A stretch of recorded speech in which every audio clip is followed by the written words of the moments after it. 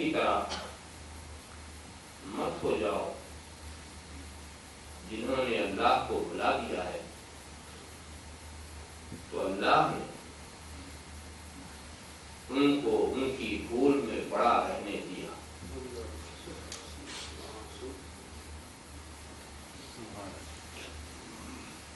میں نے جس آیت کریمہ کی تلاوت کا شرف حاصل کیا، ایک مطلب خیز ترجمہ کر دیا۔ سبحان ویسے بات بظاہر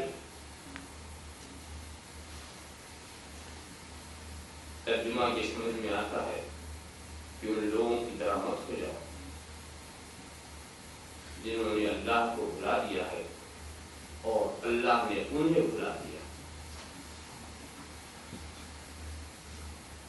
چونکہ اللہ کسی کو بھولنے بھلانے سے پاک و صاف ہے، اس لیے خدا کے بھلانے کا کیا مطلب ہوتا ہے اس کو میں نے اپنے ترجمے سے ظاہر کیا کہ ان لوگوں کی طرح مت ہو جاؤ جنہوں نے اللہ کو بھلا دیا اور اللہ نے انہیں ان کی بھول میں پڑا رہنے دیا۔ سبحان اللہ، سبحان اللہ۔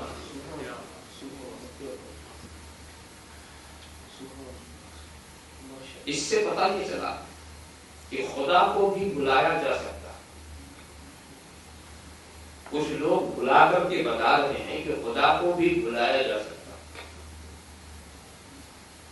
اور اسی بھول سے بچنے کے لیے ہمیں ہدایت کی جائے۔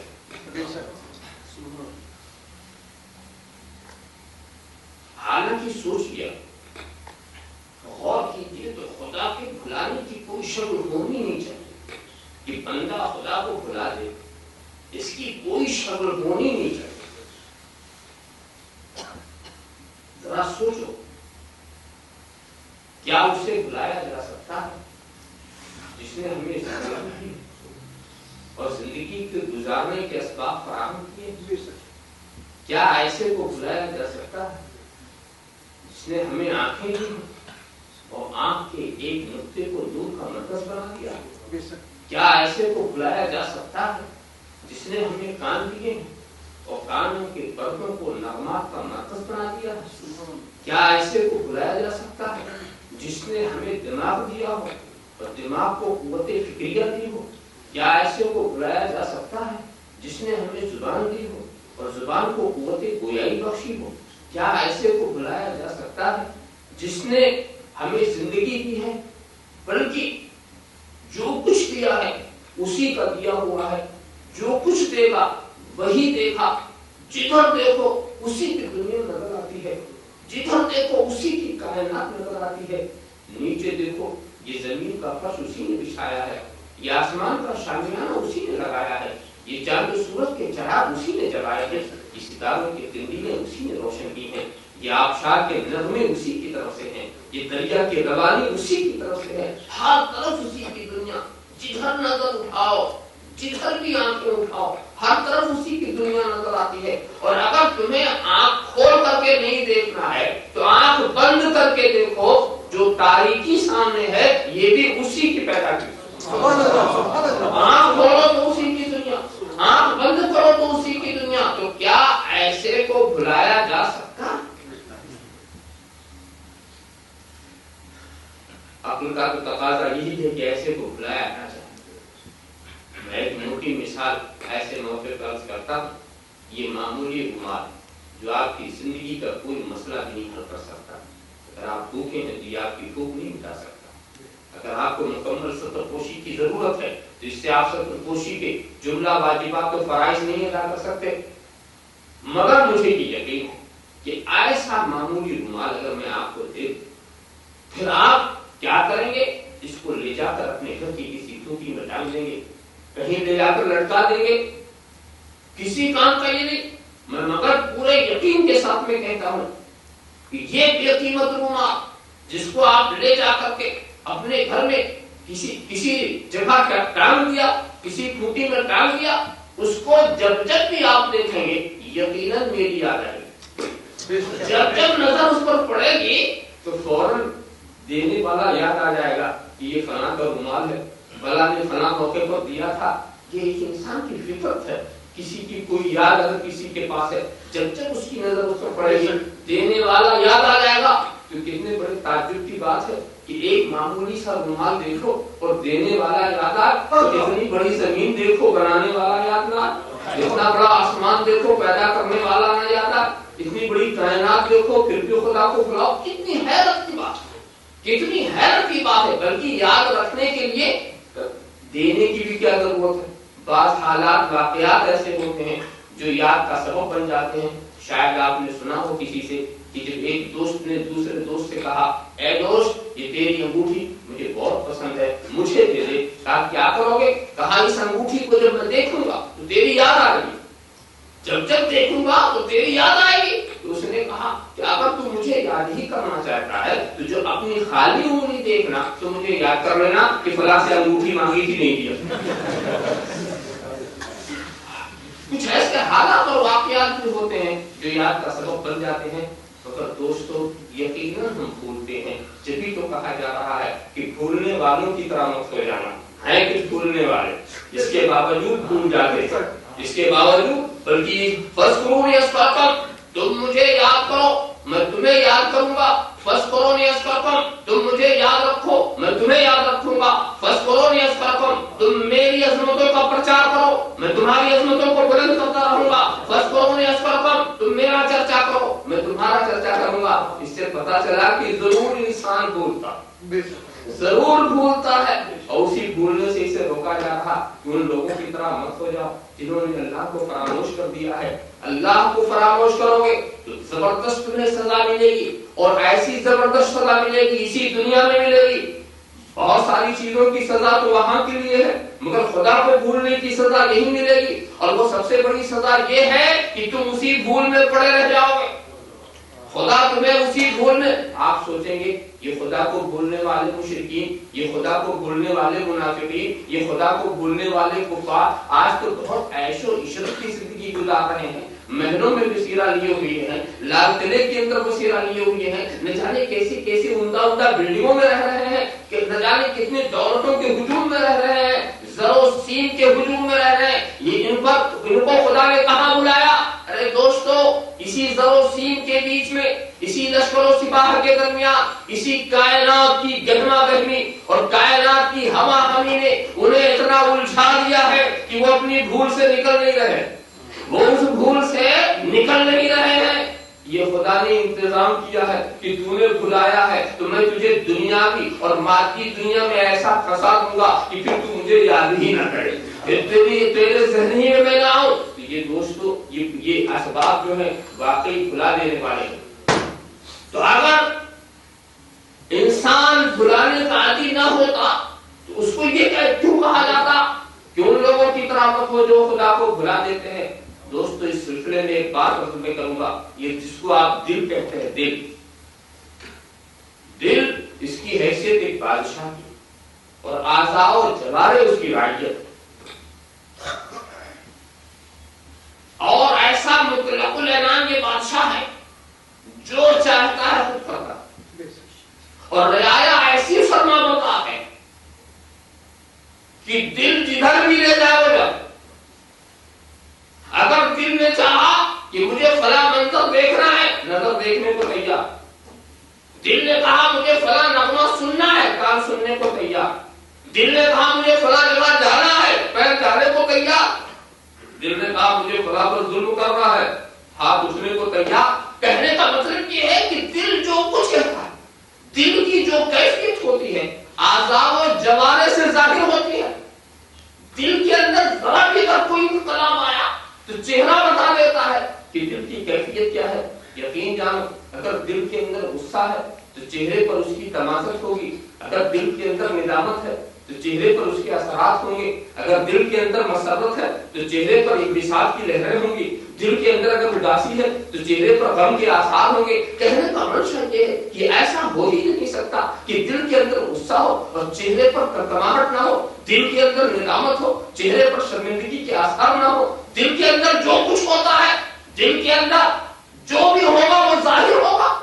دل کی بات چھپائی نہیں جا سکتی.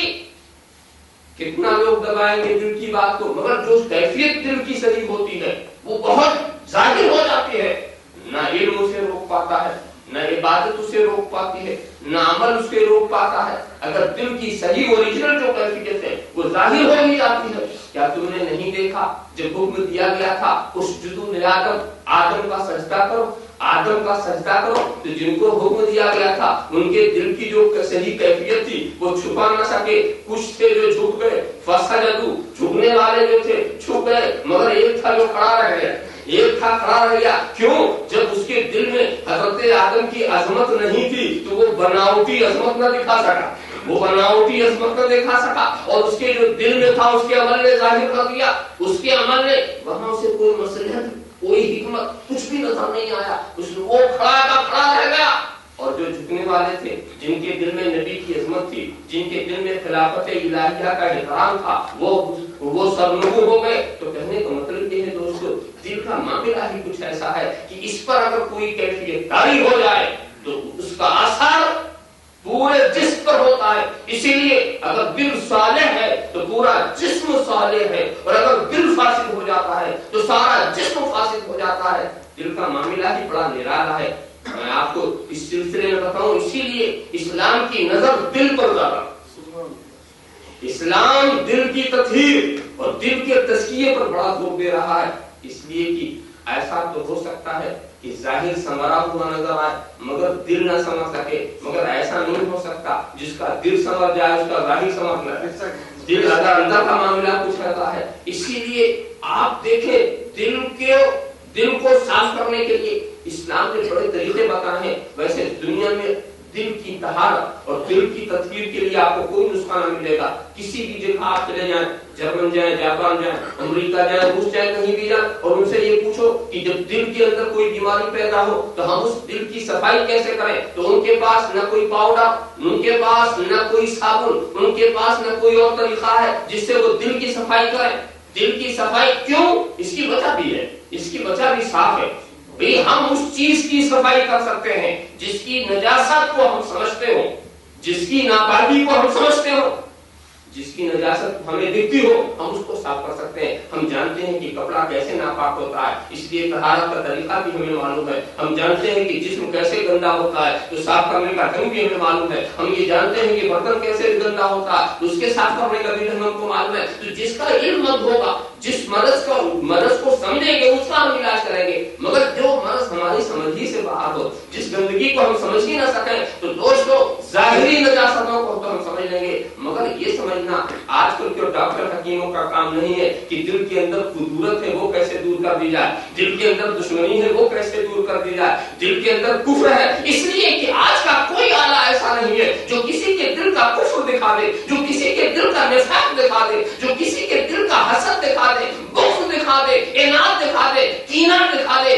कपट दिखा दे। तो जब आज के दारुश्शिफाओं के अंदर इस चीज के समझने का कोई आला नहीं है तो उसका तरीका इलाज भी नहीं है, उसका तरीका इलाज नहीं है। अब इसके लिए जरूरत है कि दिल की तहारत के लिए, दिल की तस्फिये के लिए एक ऐसे दारुश्शिफा में चलो जहां ऐसा हकीम हो, ऐसा मुआलिज हो, ऐसा तबीब हो जो दिल की हरकतों पे नजर रखता हो, जो दिल की नजासतों को समझता हो। इसलिए कि जब वो बीमारी ही ना समझेगा तो इलाज क्या करेगा, जब वो बीमारी ही ना समझेगा तो इलाज क्या करेगा। दुनिया के दारुश्शिफाओं में दौड़ते फिरते रहोगे मगर दिल की बीमारी को दूर करने के उनके पास कोई तरीका नहीं है। तो अब हम अपने दिल को साफ करें तो कैसे साफ करें? तो कुरान ये कहता है कि तुम्हें कहीं भी इसका इलाज नहीं मिलेगा। अगर दिल को साफ करना चाहते हो तो वयुज़क्कीहिम, ये मेरा रसूल है, दिल साफ कर रहा है, मेरा रसूल है।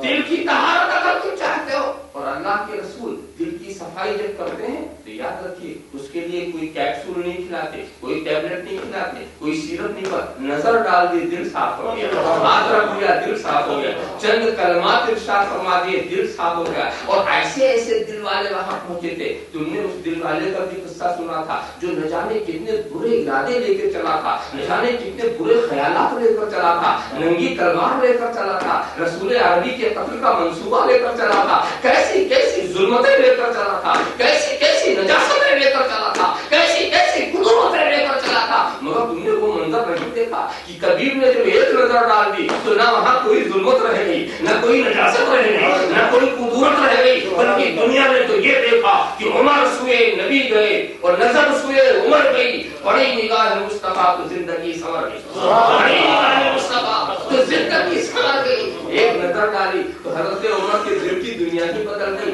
तुमने नहीं देखा, इसीलिए हम देख रहे हैं कि ये वो दारुश्शिफा है, ये वो खुदाई दारुश्शिफा है जिसको खुदा ने दुनिया में इसीलिए भेजा है और इसीलिए इस दारुश्शिफा की बुनियाद रखी गई है ताकि यहाँ दिल के मरीज अच्छे हों, यहाँ दिल के मरीज अच्छे हों। दिल के मरीज हजरत फजाला का भी वो वाकया सुनो, वो हालत कुफ्र में थे, उन्होंने भी एक मंसूबा बनाया था, आस्तीन का खंजर छुपा लिया और सोचे कि काबे का तवाफ कर रहे हैं, बज़ाहिर काबे का चक्कर लगा रहे हैं और ख्याल ये है कि गफलत से अगर सरकार आरवी मिले तो उनका खात्मा ही कर दिया जाए। वो चक्कर देखिए, बज़ाहिर तो काबे का चक्कर है, बज़ाहिर तो इबादत का ढोंग है, बज़ाहिर तो इबादत का नक्शा है और दिल के अज़ाइम कितने खतरनाक हैं। लिहाजा अब हम हर चक्कर लगाने वाले के चक्कर से मुतासिर नहीं होंगे, पता नहीं किस चक्कर में चक्कर लगा रहा है, किस चक्कर में चक्कर लगा रहा है, हमें तो हम उसके इरादों से दूर काबिल हैं, मगर हमने ये देखा है कि काबे के अंदर भी महबूबे खुदा को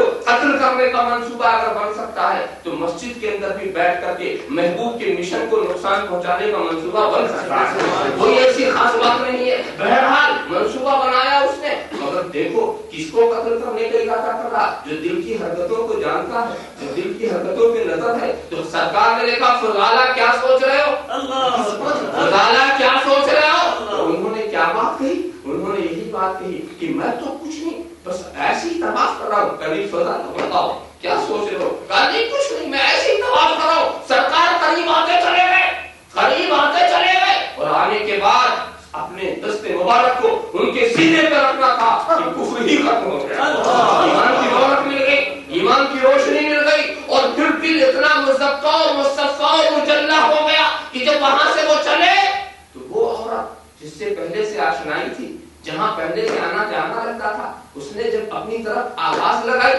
अपनी तरफ बुलाना चाहा तो हज़रत फजाला ये कह के आगे बढ़े, वो फजाला मर गया जो तेरे पास आता था, वो मरीज था, ये सेहतमंद है, वो मरीज था, वो खत्म हो गया, अब मर्ज खत्म हो चुका, जिसका पाला कबीर से पड़ गया है, जिसको हकीम ने इसके दिल को संवार दिया है।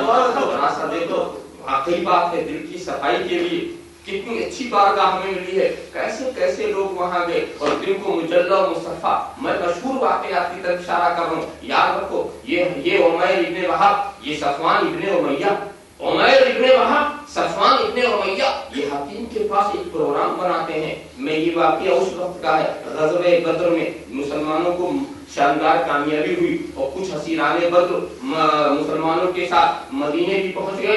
बहरहाल ये वो मौका है और दोनों बैठ करके मशवरा कर रहे हैं, दोनों बैठ करके मशवरा कर रहे हैं। मशवरा क्या है कि मोहम्मद अरबी का काम तमाम कर दिया जाए और इस मशवरे के अंदर ये पुरस्कार अंदाज कि किसी तीसरे को भी खबर ना हो, हमारी स्कीम की खबर किसी तीसरे को ना हो, कोई बात फूट ना जाए।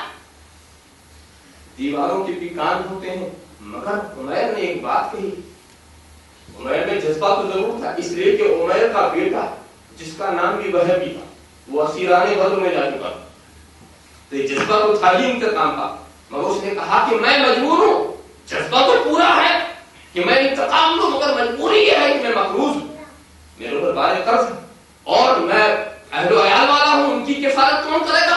जाहिर है कि इतना बड़ा इंतजाम करके ये कोई जरूरी नहीं कि मैं बच करके वापस आ जाऊं। तो सफवान ने कहा मैं तुम्हारे कर्ज को अदा करूंगा, तो तुम्हारे बच्चों की किफायत करूंगा। दोनों आप मुआहदा कर लेते हैं। मुख्तसर ये वाकया निकाली मकसूद नहीं है, मुख्तसर ये कि अपने प्रोग्राम के ऊपर उमैर मदीने पहुंचते हैं और मदीने में जब पहुंचते हैं वो सुबह का वक्त है और फिर जब वो रसूल की बारगाह की तरफ जाते हैं तो वो ऐसा वक्त था कि फारूक आज़म बैठे हुए थे और सारे सहाबा की जुर्म के अंदर, और वो इनामात का जिक्र कर रहे थे जो ग़ज़वे बद्र के मौके पर मुसलमानों के ऊपर हुई। तो अब ये और करीबी हज़रत उमर ने अंदाजा लगा लिया कि इरादे अच्छे नजर नहीं आ रहे हैं, हाथ में तलवार है, इरादे अच्छे नहीं, मगर सरकार ने रिसालत के कानों में जब बागी कहा उमैर को आने दो, उमैर को आने दो। उमैर आगे पहुंचे, पूछा उमैर किस लिए आए हो, کس لیے آئے ہو؟ کہا اپنے بیٹے کی رہائی کی درخواست لے کر آئے. کہا میں سچ بتاؤ کس لیے آئے ہو؟ کہا نہیں بس یہی درخواست لے کر آئے. تو حضور نے کہا کیا تمہارے اور صفوان کے بیچ میں حدیب میں یہ معاہدہ نہیں ہوا؟ کیا تمہارے قرض کو ادا کرنے کو اس نے وعدہ نہیں کیا؟ کیا تمہارے بچوں کی کفالت کا معاہدہ نہیں ہوا؟ اے عمر جس ارادے سے تم آئے ہو اس میں اور میرے درمیان خدا کا ارادہ حائل ہے. یہ سننا تھا کہ عمر کا ذہنی پھر گیا. بات تو دو میں ہوئی تھی, یہ تیسرے نے کیسے جان لی؟ بات تو دو میں ہوئی تھی, یہ تیسرے نے کیسے جان لیا؟ دوسری بات کیا, بات تو مکے میں ہوئی تھی, مدینے والے نے کیسے جان لیا؟ مدینے والے نے کیسے جان لیا؟ فوراً ذہن پھر گیا, فوراً ذہن پھر گیا, ایمان کی روشنی مل گئی. چند کلمے نے ان کے دل کو مصفا و مجنہ بنا دیا. انہوں نے کہا اشہد ان لا الہ الا اللہ وحدہ لا شریک لہ واشہد ان محمدا عبدہ ورسولہ. ایمان کی دولت سے مشرف ہو گئے. میں اور کوئی بحث تو نہیں کرتا مگر ایک بات پوچھتا ہوں اکثر. بات تو ختم ہو گئی, کلمات حدیث مکمل ہو چکے, مگر ایک بات بتاؤ کہ حضرت عمیر کے اندر ایمان کی تحریک کیسے پیدا ہوئی؟ حضرت عمیر کے دل میں ایمان کی تحریک کیسے پیدا ہوئی؟ اسی وجہ سے تو کہ نبی نے غیب کی بات بتائی, نبی نے دور کی بات بتائی, غیب کی بات بتائی, تو اسی نے تحریک پیدا کی. نبی کو غیب دان سمجھا تو ایمان کی تحریک پیدا ہوئی, وہ مسلمان ہو گئے. دوستو ایک زمانہ وہ تھا کہ نبی کی غیب دانی کا اعتراف کر کے لوگ ایمان لاتے تھے, اور زمانہ جب بدلا تو اب ایمان کے دعوے کے بعد غیب دانی کا انکار بھی شامل ہے. غیب دانی وہاں حضور کو غیب دان مان کر مومن ہوتے تھے, یہاں انکار کر کے مومن بن رہے ہیں.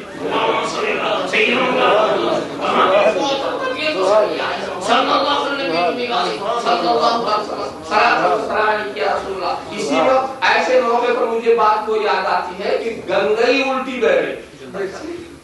گنگا کو بہنا کدھر تھا, بہ کدھر رہی. تو آپ نے بڑے میاں بڑے بی کا قصہ بھی سنا ہوگا کہ بڑے میاں اور بڑی بی میں بنتی بات نہیں تھی, دونوں میاں بیوی, مگر بات نہیں بنتی تھی. تو بڑے میاں جو بھی کہیں بیوی اس کا الٹا ہی کرے, جو بھی کہیں. مثال کے طور پر روٹی پکاؤ تو وہ چاول پکائے, کہا چاول کھائیں گے تو وہ روٹی پکا, جو کہیں اس کا الٹا. تو بڑے میاں نے سوچا اس سے الٹی بات کرو. جب روٹی کھانے کو جی چاہتا تھا تو چاول کا آرڈر دے, روٹی دیتا, اور جب چاول کھانے کو جی چاہے تو روٹی پکانا تو وہ چاول تیار کر دیتا. تو اس طرح سے زندگی گزرتی رہی. پھر انہوں نے سوچا کہ یہ گاڑی چلے گی کب تک, یہ کب تک گاڑی چلے گی؟ ایسی کوئی صورت ہو کہ سانپی مر جائے لاٹھی نہ ٹوٹے. تو کہا دیکھو برسات کا موسم ہے, دریا پورے شباب پر ہے, اور تیرا میں کا جو ہے وہ دریا کے اس کنارے ہے, ابھی ادھر جانے کا خیال مت کرنا. بہت بھیا میں تو آج ہی جاؤں. کہا اچھا آخر تو جا تو رہی ہے, مگر ایک بات خیال کرنا, یہ بھینس ہے یہ صحیح ہے تیرے باپ نے دیا ہے, مگر اس کو مت لے جانا. کہا میرے باپ نے دیا, میں اسے کیوں چھوڑنے لگی, اس کو ساتھ لے جاؤں. اب وہ بھینس لے کر کے وہ بڑے میاں لے کے گئے, وہاں کوئی کشتی وغیرہ ملی نہیں. تو اس عورت نے کیا کیا, بھینس کو دریا میں اتارا, پیچھے دم پکڑ لی, بھینس تیرتے ہوئی چلی جا رہی, وہ دم کے سہارے سے وہ بھی بہتی ہوئی چلی جا رہی. جب بیچ دریا میں پہنچی تو بڑے میاں نے آواز دیا, بہت شور زور پر پانی ہے, بہاؤ بڑا تیز ہے, تم نہ چھوڑنا, تم نہ چھوڑنا. اس نے اسے چھوڑ دیا, اسے تو الٹا ہی کرنا تھا, الٹا ہی کرنا تھا تو چھوڑ دیا. اب اس کے بعد بڑے میاں کو خیال یہ ہوا کہ کنارے لگی ہوگی, چل کر کم سے کم اس کی لاش تو نکالے, مگر دریا بہتا ادھر, وہ جاتے ہیں ادھر جاتے ہیں.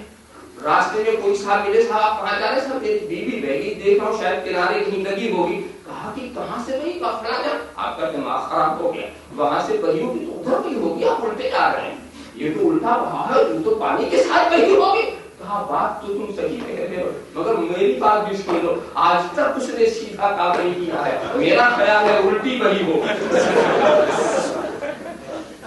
تو اب آپ یہی اصول بنا دو کہ جو صالحین کہیں, جو بزرگان دین کہیں, جو اقواس و اقدار سے ہم ہیں, اس کے خلاف ہی بولنا. ہمیں اس کے خلاف ہی بولنا ہے. تو ایسے ذہن و فکر کا کوئی علاج نہیں ہو سکا ہے دوستو. سچی بات تو یہ ہے, میں تو یہ دکھانا چاہتا تھا کہ اللہ کے رسول کی بارگاہ ہے جہاں کیسے کیسوں کے دل مجلہ و مصفا ہو گئے. اور ایک بات اور یہ رسول ہے جو دلوں کو صاف کرتا ہے, یہ رسول ہے جو دلوں کو صاف کرتا ہے. تو آپ یہ سوچیں گے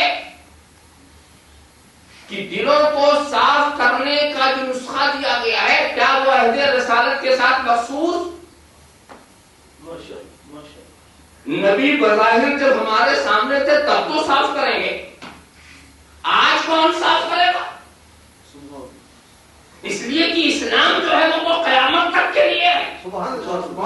تو دلوں کی صفائی کا انتظام بھی قیامت تک کے لیے ہونا چاہیے. دلوں کی صفائی کا انتظام بھی قیامت تک ہونا چاہیے. تو اس کے لیے نبی نے انتظام کیا کیا ہے دوستو؟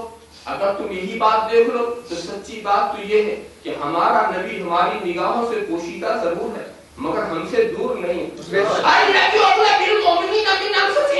نبی مومنین کی جان سے زیادہ قریب ہے, نبی مومنین کی جان سے زیادہ قریب ہیں. تو دوستو دل پہ دلدار کی ہر وقت نظر رہتی ہے, ان کے سرکار میں کچھ بھی نہیں نیت کے سوا. تم دور رہ کر کے اگر مدینے کے خیال میں بیٹھے ہو تو تم مدینے میں ہو, اور مدینے میں رہ کر کے نبی کی دشمنی کر رہے ہو تو مدینے کے باہر. معلوم یہ ہوا وہاں تو دل کی بات ہے دوستو. اور دوسری بات میں سمجھاؤں کہ نبی نے انتظام بڑا اچھا کیا ہے, ظاہر کو سنوارنے کے لیے بھی اور باطن کو سنوارنے کے لیے بھی. ہر دور میں آپ دیکھیں گے کہ دو جماعتیں ہیں, ایک کا کام ظاہر کو سنوارنا ہے اور ایک کا کام باطن کو سنوارنا ہے. اور دونوں جماعت جو ہیں یہ نبی کی عطیات ہیں, یہ نبی کا فیض ہے اور یہ نبی کی روحانی اور فیوز و برکات کے امین و محافظ ہیں. ایک جماعت ہے جن کو آپ نے اولیاء کے نام سے جانا پہچانا, اور ایک جماعت ہے جن کو آپ نے علماء کے نام سے جانا پہچانا. ایک وہ ہے جو خانقاہوں میں بیٹھے ہوئے ہیں, ایک وہ ہے جو مدرسوں میں بیٹھے ہوئے ہیں. وہاں کا کام کچھ اور ہے. مدرسے کے جو علماء ہیں ان کا کام یہ ہے کہ شریعت کے نقش و نگار کو تمہارے اعضاء و جوارح کے اوپر ایسا نقش کر دیں کہ اس کا اثر دل قبول کر لے اور دل بھی مجلہ و مصفا ہو جائے. یعنی قالب کو سنوارنا یہ علماء کا کام ہے, اور قلب کو سنوارنا یہ صوفیہ کا کام ہے. صوفی جو ہے وہ قلب پر نظر رکھتا ہے, عالم جو ہے وہ قالب پر نظر رکھتا ہے. عالم کا کام یہ ہے کہ تمہیں وضو کا طریقہ بتائے, نماز کا ڈھنگ بتائے, نماز کے تمام مسائل بتائے, اور اچھی طرح سے جیسے کہ شریعت کو مطلوب ہے نماز اس طرح سکھا کر کے لا کے مصلی پہ کھڑا کر دے. یہ عالم کا کام ختم ہو جائے. مگر اب دل کے اندر محبوبیت پیدا کرنا, دل کے اندر استغراق پیدا کرنا, دل کے اندر خشوع خضوع پیدا کرنا, یہ بات کچھ اور ہی ہے. تو عالم کیا کرتا ہے ظاہر سے باطن پہ اثر ڈالتا ہے, اور صوفی کیا کرتا ہے باطن سے ظاہر کو مجلہ کرتا ہے, باطن سے ظاہر کو. اور ایک بات صحیح ہے, کبھی کبھی ایسا ہوتا ہے صحبت کا اثر ہوتا ہی ہے, کبھی ایسا ہوتا ہے کہ ظاہر سمجھے تو اس کا اثر دل پہ پڑتا ہے, دل بھی سمجھ جاتا ہے. مگر کبھی ایسا ہے کہ ظاہر کو سمجھتا ہے مگر دل نہیں سمجھ سکتا. مگر جو دل کو سمجھتے ہیں یہ ناممکن ہے کہ دل سمجھے اور ظاہر نہ سمجھے, یہ ناممکن ہے. اسی لیے ہم دیکھتے ہیں کہ مدرسوں سے نکلنے والے تو ضرور بہتتے ہیں مگر جو صحیح خانقاہوں سے نکلتے ہیں وہ نہیں رہتے. اس لیے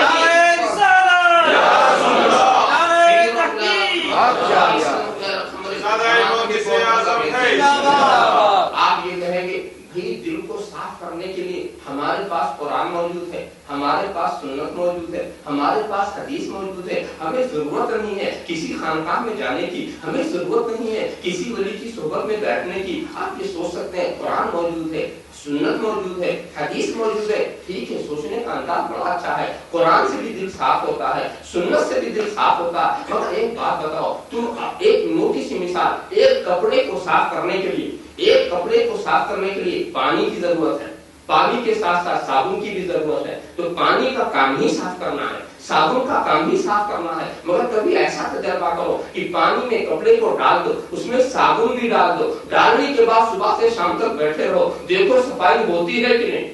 حالانکہ پانی کا کام بھی صاف ہی کرنا ہے اور صابن کا بھی کام صاف کرنا ہے, مگر صفائی نہ ہو سکی, صفائی نہیں. اور حالانکہ اسی پانی اسی صابن سے 15 منٹ ایک کپڑے کو صاف کیا جا سکتا ہے، 5 منٹ میں بھی ایک کپڑے کو صاف کیا جا سکتا ہے، اور صبح سے شام تک تم بیٹھے رہے مگر نہ پانی نے صاف کیا نہ صابن نے صاف کیا، تو پوچھو اے پانی اے صابن تیرا کام تو صاف کرنا تھا، تو نے اپنا کام کیوں نہیں کیا؟ کہا وہ تو ٹھیک ہے، صاف کرنا تو میرا ہی کام ہے، مگر مسلنے والا کوئی ہاتھ بھی تو چاہیے، چھوڑنے والی کوئی بھی چیز چاہیے، کوئی چیز ہو جو مجھ سے فائدہ اٹھا سکے۔ تو دوستو یہ صحیح ہے کہ قرآن و حدیث جو ہے وہ صاف کرنے ہی کے لیے ہے، مگر دل کو اگر صاف کرنا چاہتے ہو قرآن کے پانی سے اور حدیث کے صابن سے صاف کرنا چاہتے ہو تو ضرورت ہے کہ رسول کا ہاتھ بھی ہو۔ اپنے دل کو کسی ہاتھ کے حوالے کر دو کہ وہ اسی قرآن کا پانی لے اور اپنے ہاتھ سے مسلے، اسی قرآن کا پانی لے، حدیث کا صابن لے اور تمہارے دل کو مجلہ و مصفا بنا دے، ورنہ تمہارا دل قرآن کے قریب رہ کے بھی صاف نہیں ہوگا۔ تمہارا دل قرآن کے قریب رہ کر ایک بات بتا دو، بتاؤ نظر سے جو صفائی ملتی ہے کیا کتابوں سے مل سکی ہے؟ نظر سے جو صفائی ملتی ہے تو کتابوں سے مل سکی ہے؟ زندگی بھر تم قرآن اگر پڑھتے رہو تمہیں دنیا قاری کہے گی، حفظ کر لو حافظ کہے گی، زندگی بھر تم کعبے کے چکر لگاتے رہو تمہیں لوگ حاجی کہیں گے، زندگی بھر لڑتے رہو دین کے لیے تمہیں لوگ غازی کہیں گے، زندگی بھر نماز پڑھتے رہو تمہیں لوگ نمازی، زندگی بھر کعبہ و قرآن دیکھنے والا کتنے ہی اونچے مقام پر پہنچ جائے صحابی نہیں ہوتا، صحابی نہیں ہوتا۔ صحابی ہونے کے لیے نبی کی ایک آن کی صحبت مل گئی ایمان کے ساتھ وہ صحابی ہو جاتا ہے، اور صحابی کا وہ درجہ ہوتا ہے کہ غیر صحابی اس کے مقام پر پہنچ نہیں پاتا۔ تو اب آپ ایک بات سمجھو کہ نظر نے جس مقام پر پہنچایا تھا کیا کتاب نے پہنچایا؟ نظر نے جس مقام پر، ارے کتاب بھی اسی وقت کام دیتی ہے جب نظر ساتھ ہو۔ نہیں آ رہے دوست اچھی طرح سے سمجھو، اسی لیے میں کہتا ہوں وَيُزَكِّيهِمْ، دو کام کرنے والے اپنے اپنے ڈھنگ سے کام کرتے ہیں، دو کام کرنے والے اپنے اپنے ڈھنگ سے کام کرتے ہیں۔ وہ مقابلہ شاید آپ نے بھی سنا ہو کہ چینی اور رومی کاریگروں میں مقابلہ تھا، چینیوں سے نے کہا کہ میں اپنا فن دکھاؤں، رومیوں نے کہا میں اپنا فن دکھاؤں، تو ایک کمرہ تجویز کیا گیا، بیچ میں ایک پردہ ڈال دیا، چینیوں سے کہا اس دیوار پہ تو کام دکھا، رومیوں نے کہا اس دیوار پر ہم کام دکھائیں۔ اب پردہ پڑا ہوا ایک دوسرے کیا کام کریں کسی کو پتہ نہیں، تو چینی کاریگروں نے بہت ہی خوبصورت نقش و نگار بنائے اپنی دیوار پر، اور رومیوں نے کیا کیا کہ اپنی دیوار کی کھوٹائی کرنا شروع کر دی، اس قدر کھوٹائی کی اس قدر کھوٹائی کی آئینہ بنا دیا۔ اس نے نہ کچھ بھی نہیں کیا، صرف اپنی دیوار کو آئینہ بنا دیا۔ اب اس کے بعد جب دونوں اپنے کام سے فارغ ہوئے کہا کیا اپنا فن دکھاؤ، کا فن دیکھنا چادر ہٹاؤ، یہ بیچ کی جو چادر ہے یہ زندگی کا جو پردہ ہے پہلے ہٹاؤ، پھر دیکھو کس کا کیا فن ہوتا ہے۔ جیسے ہٹایا تو چینیوں کے سارے نقش رومیوں کی دیوار میں، محنت انہوں نے کیا چینیوں کے سارے نقش ان کی دیوار پر، تو انہوں نے کہا دیکھو یہ ہمارا فن ہے وہ تمہارا فن ہے، اب ہماری دیوار کے نقش کو مٹانے کے لیے تیرے نقش کو مٹانا پڑے گا، اگر ہماری دیوار کو مٹانا ہے تو تجھے اپنے نقش کو مٹانا ہوگا۔ معلوم ہوا کہ محنت تو نے کی ہے، اور یہاں پر معاملہ یہ ہے کہ دل کو، اسی لیے علماء جو ہے تمہارے جسم کے اوپر اعمال صالحہ کے نقش و نگار بناتے ہیں، اور صوفیہ جو ہے تمہارے دل کو آئینہ بنا دیتے ہیں، اس لیے آئینہ بناتے ہیں کہ جب زندگی کا پردہ اٹھ جائے تو سارے جسم کے نقوش دل میں نظر آئے، سارے زندگی کے نقوش دل کے اوپر نظر آئے۔ دوستو دل کی بڑی اہمیت ہے، دل ہی اگر فاسد ہوتا ہے تو ساری دنیا فاسد نظر آتی۔ ویسے لوگ بہت کہتے ہیں دل پر الزام نہیں لگاتے، بلکہ کیا کہتے ہیں زمانہ بگڑ گیا، زمانہ بدل گیا۔ میں ایسے وقت میں پوچھا کرتا ہوں زمانہ بدل گیا، کیا بدلا؟ کیا زمین کا فرش بدل گیا؟ کیا پانی کا ذائقہ بدل گیا؟ کیا ہواؤں کی روانی بدل گئی؟ کیا آبشار کے نغمے بدل گئے؟ کیا آسمان کی سطح بدل گئی؟ کیا چاند و سورج کا آنا جانا بدل گیا؟ غلط کہتے ہو زمانہ بدلا، کیا بدلا؟ سچی بات یہ ہے دل بدل گیا، زمانہ وہی ہے، زمین وہی ہے، آسمان وہی ہے، دل بدل گیا ہے۔ تو دل بدلتا ہے اور الزام زمانے پہ لگاتا انسان، اور اس کے پاس ہاتھ کبھی کبھی یہ کہتا نظر بہک گئی، کان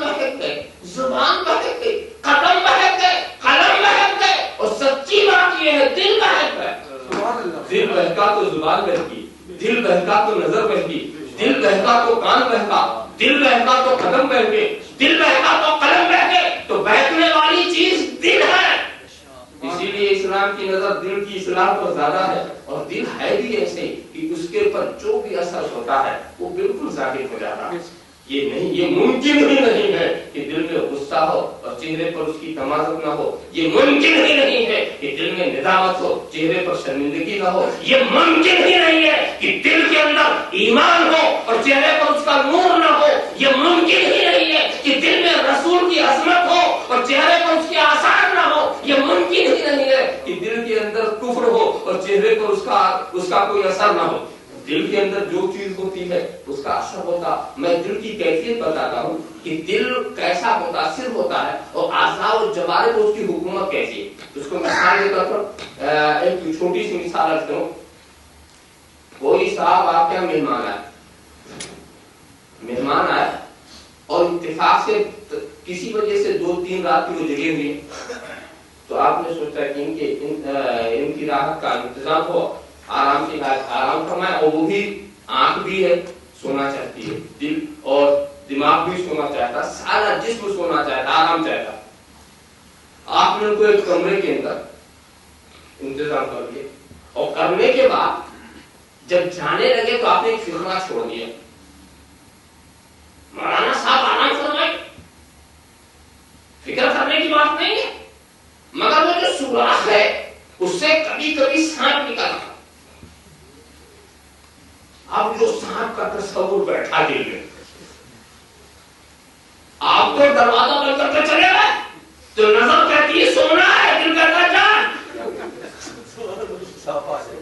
سارا جسم جو ہے سونے کے لیے تیاری ہے اور دل سب کو جگا رہا ہے، اور ایسا بیٹھا ہوا کہ ایسے سونے کے لیے نہیں آیا، پہرے کے لیے آیا، اور نظر اسی سوراخ پر۔ حالانکہ یاد رکھو دوستو، سانپ ایک جگہ ٹکنے والا جانور نہیں ہوتا، وہ تو پانی کی طرح ادھر کا ادھر ہو جائے گا، کیا ضروری ہے کہ کبھی نکلتا تو آج بھی نکلے۔ مگر سانپ کے وجود کا شبہ نیند ہو گئی، سانپ کے وجود کا یقین نہیں ہے، شبہ، سانپ کے وجود کا شبہ اور نیند اڑ گئی، یہ ہے حقیقت کی نہیں؟ کتنے تعجب کی بات ہے کہ سانپ کے وجود کا شبہ اور نیند اڑ گئی، اور خدا کے وجود کا یقین، اور فجر میں آپ نہیں اڑ گئی، خدا کے وجود کا یقین، ظہر کا خیال ہے، خدا کے وجود کا یقین، عصر سے غافل، خدا کے وجود کا یقین، مغرب و عشاء سے غافل، خدا کے وجود کا یقین، روزے کا مہینہ ہے روزہ نہیں رکھتا، خدا کے وجود کا یقین، حج کی استطاعت ہے حج نہیں کرتا، خدا کے وجود کا یقین، زکات کا صاحب نصاب ہے زکات نہیں دیتا، خدا کے وجود کا یقین، ماں باپ کو ستاتا ہے ان کی فرما برداری نہیں کرتا، خدا کے وجود کا یقین، رشوت لیتا ہے، خدا کے وجود کا یقین، سود کھاتا ہے، خدا کے وجود کا یقین، شراب پیتا ہے، خدا کے وجود کا یقین، جوا کھیلتا ہے، خدا کے وجود کا یقین، پڑوسیوں کو ستاتا ہے، خدا کے وجود کا یقین، بڑوں کا احترام نہیں کرتا، خدا کے وجود کا یقین، چھوٹوں پر مہربانی نہیں کرتا۔ اب آپ بتاؤ سانپ کے شبہ نے زیادہ کام کیا یا خدا کے یقین؟ سانپ کا شبہ تو جگاتا رہا اور خدا کا یقین اٹھا نہ سکا، سانپ کا شبہ رات کو جگاتا رہا تو خدا کا یقین اٹھا نہ سکا، تو اب کیا کہا جائے اس کو، کس لفظ سے تعبیر کی جائے، اس کے سوا اور کیا کہا جا سکتا ہے کہ ابھی ہمارا تمہارا یقین اس درجے کو نہیں پہنچا ہے جو اسلام چاہتا، وہ یقین جو ہمیں خدا کی اطاعت پر مجبور کر دے، وہ یقین جو ہمیں نمازی بنا دے، وہ یقین جو ہمیں روزہ دار بنا دے، وہ یقین جو ہمیں پکا سچا مسلمان بنا دے، وہ یقین جو ہمیں والدین کی اطاعت کرنے والا بنا دے، وہ یقین جو ہمیں پڑوسیوں پر مہربانی کرنے والا بنا دے، ہمیں وہ یقین جو اسلام چاہتا ہے۔ ابھی ہم وہاں تک اپنے کو پہنچا نہ سکے ہیں، اگر وہ یقین ہو جائے گا تو دوستو تم کبھی بھی نہ تمہاری نماز چھوٹ سکتی ہے، نہ روزہ چھوٹ سکتا ہے، نہ غلط روی سے تمہیں نفرت ہوگی، گناہوں سے تمہیں دشمنی پیدا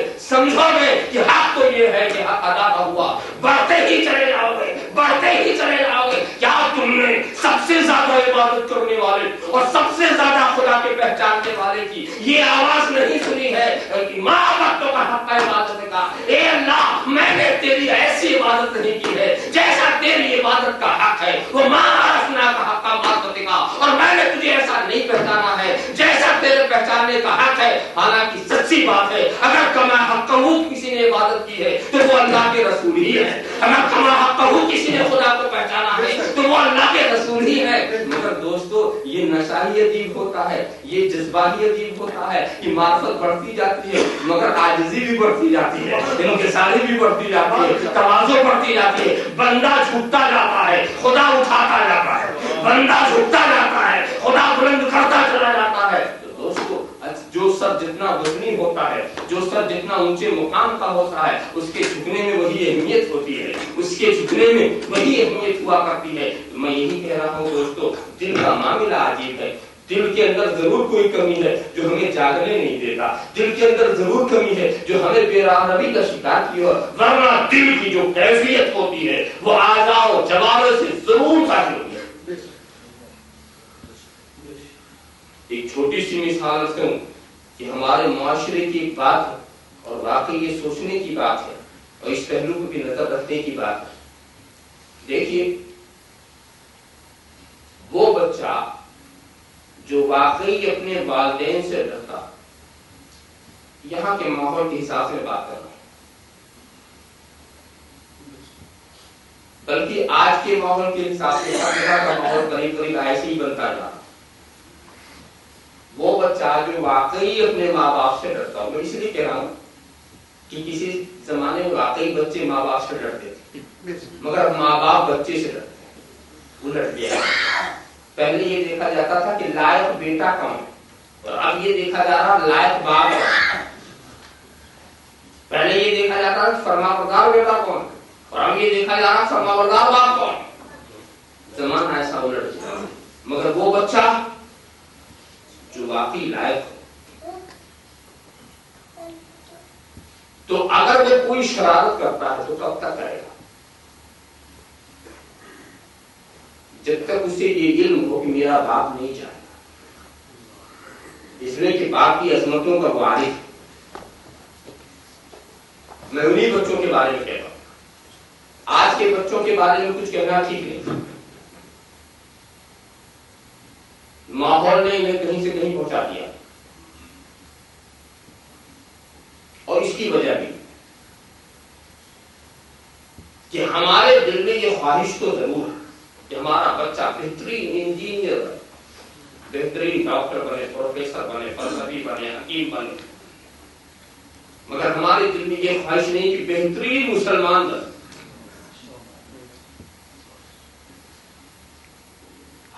ہم نے جن اسکولوں اور جن کالجوں میں اپنے بچوں کا نام لکھایا ہے وہاں یہ نہیں بتایا جاتا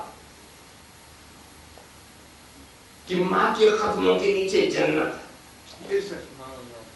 اسکول کی کرسیوں کو یہ نہیں بتایا جاتا کہ باپ کی ناراضگی میں خدا کی ناراضگی ہے اور باپ کی رضا میں خدا کی رضا۔ اگر تمہارا باپ تم سے ناراض ہے تو اپنے کسی بھی عمل سے تم خدا کو راضی نہیں کر سکتے۔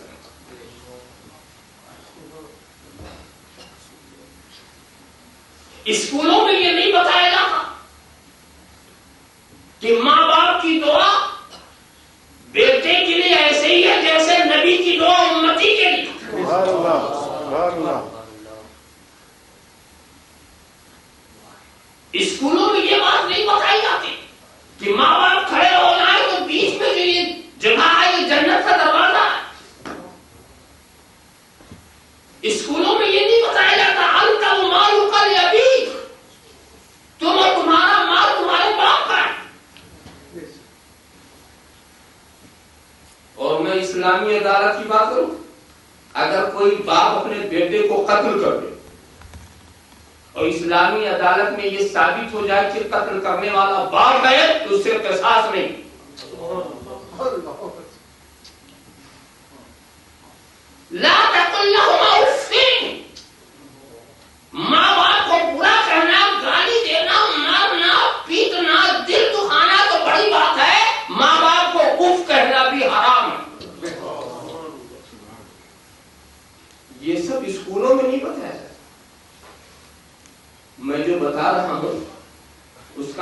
مطلب یہ مت لے لینا کہ اب تو بڑا اچھا نسخہ مل گیا کہ ماں باپ کے پیروں کے نیچے جنت ہے، چلو ان کو لٹکا دیا جائے اور نیچے سے آئیں گے جائیں گے جنت۔ اور یہ بھی مطلب نہ لے لینا کہ ماں باپ کے بیچ کے جو راستہ ہے وہ جنت کا دروازہ ہے، تو دونوں کو کھمبوں میں باندھ دیا جائے اور پھر جنت کا دروازہ بن جائے۔ اور یہ بھی مطلب نہیں لے لینا کہ جب ماں باپ کی دعا بیٹے کے لیے ایسی ہے جیسے نبی کی دعا امتی کے لیے ہے، اور جوتے مار مار کے ہم دعا کرائیں گے۔ دوستو دعا کرانا اور ہے، دعا لینا۔ سبحان اللہ، سبحان اللہ۔ ایسی خدمت کرو کہ وہ ان کا دل دوڑے۔ حضرت موسیٰ نے ایک مرتبہ بارگاہ خداوندی میں عرض کیا، اے اللہ میں اس شخص کو اس دنیا میں دیکھ لینا چاہتا ہوں جو جنت میں میرا ساتھی۔ اچھا فلاں جہاں چلا جاؤ کہ قصائی ہے وہ ساتھی رہے گا۔ قصائی، خیال آیا کہ کیسا اس کا عمل ہے، ایک رسول اولو العزم رسول کی رفاقت اسے ملے گی، دیکھو وہ کیا گئے، دیکھا تو اس کو ٹھیک ہے، نیک صالح آدمی تو نظر آئے، مگر کوئی ایسا خاص عمل وہ کون ہے جس عمل کی وجہ سے اس کو یہ مقام ملا؟ تو اس نے یہ دیکھا اس کی ایک بوڑھی ماں، اور بوڑھی ماں کی وہ خدمت بذات خود کرنا، صبح کو اٹھنا، پانی گرم کرنا، ہاتھ منہ دھلانا، دودھ دھونا، اسے گرم کرنا، پینا پلانا۔ ماں کو اس نے کسی کے حوالے نہیں کیا، ماں کی جملہ خدمات اپنے حوالے رکھی، اور جب وہ بالکل کھلا پلا کر کے ماں سیر ہو جاتی تو ہاتھ اٹھاتی، اے اللہ میرا بیٹا بہت لائق اور ثابت مند ہے، اے اللہ جنت میں اسے حضرت موسیٰ کے ساتھ رکھ۔ ماں کی یہ جب دعا سنی تو حضرت موسیٰ سمجھ گئے یہ ہمارا رفیق کسی عمل سے نہیں ہوا ہے، ماں کی دعا سے ہوا۔ اور ماں کو خوشخبری سنا دی کہ تیرا بیٹ تیری دعا خدا نے قبول کر لی۔ حضرت بایزید بستامی فرماتے ہیں کہ میں جس مقام پر پہنچنا چاہتا تھا، بڑی ریاضت بڑا مجاہدہ کیا، وہاں نہیں پہنچا۔ اگر اس مقام پر پہنچا تو کسی عمل کسی عبادت سے نہیں پہنچا تو صرف ماں کی خدمت سے پہنچا۔ ماں کی خدمت سید الطائفہ بنا دے، ماں کی خدمت سلطان الاولیاء بنا دے۔ حضرت بایزید بستامی گروہ اولیاء میں ایسے ہی ہیں جیسے حضرت جبرائیل گروہ ملائکہ۔ صاحب خیال کرو، اور حضرت اویس کی بات سنو، اللہ اکبر، حضرت اویس کی بھی ایک ماں کی خدمت میں وہ بھی لگے ہوئے، اور پھر خدمت کا یہ عالم کہ نبی کے عہد میں ہے مگر نبی کی زیارت نہیں کی۔ ماں کی خدمت چھوڑ کر نبی کی زیارت یہ بھی گوارا نہیں، حالانکہ نبی کی زیارت کر لیتے تو صحابی ہو جاتے، مگر ماں کی خدمت نہیں چھوڑی۔ ایک مرتبہ ماں سے اجازت بھی لی کہ ماں میں نبی کی زیارت کرنا چاہتا ہوں، مجھے اجازت دو۔ ماں نے اجازت دی، جاؤ بیٹے۔ اور اس کے بعد ماں نے دو فطرے اور بھی استعمال کے، بیٹے گھر پر مل لینا، دیر مت لگانا، جلدی واپس آنا۔ اب یہ یمن سے چلے اور مدینے آ، اور مدینے آ کر حضور کی دولت کرنے کے دروازے پر پہنچ گئے، آواز لگائی، معلوم ہے کہ حضور مسجد میں۔ حاجیوں سے جا کر پوچھو کہ حضور اس وقت جہاں آرام فرما رہے وہی دولت کا داتا اس کو، اور مسجد کا فاصلہ کیا؟ کوئی فاصلہ نہیں تھا۔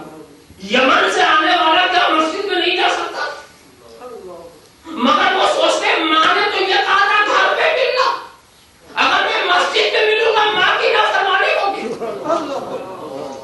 میں مسجد میں اگر ملا تو ماں کی نافرمانی ہوگی۔ دوستوں جو ماں کا اتنا بڑا فرما بردار ہو وہ نبی کا نافرمان کیسے ہوگا، وہ خدا کا نافرمان کیسے ہوگا؟